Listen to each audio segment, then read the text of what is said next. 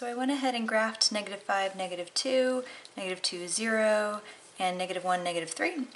We're going to reflect it around along y equals x. And so y equals x has a y-intercept of 0, slope of 1, up 1 over 1, up 1 over 1, up and down 1 over 1. So just that nice parent function graph straight through the middle, straight through the origin.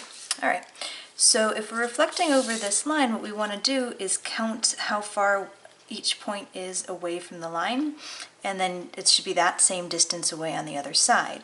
So if this is 1.5 diagonals away, and it's nice that this is at a 45-degree angle, that the slope is 1. That way we're actually able to count these boxes. If it were any other slope, it'd be much more difficult to count how far away it is. We'd have to draw like a perpendicular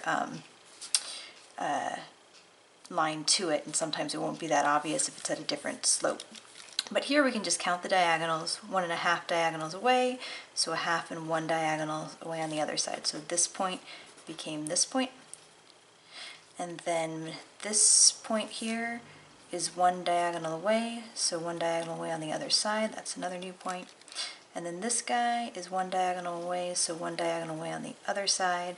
So my new points are here. So here and here and here.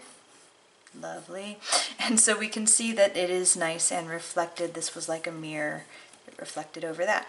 And you can check, we have our little sheet, and it says that if you're going to reflect over y equals x, your new point is just going to be switching the x and the y. Makes sense. It's a lovely inverse, inverting the x and y. Nothing negative or anything, just the same things, just switched around. We'll check it. This point here, we started off with -5, -2, and it became -2, -5. So yeah, it works. You can check it for the other points. You could even use the silly multiplication matrix and check it that way. I dare you. And that's all.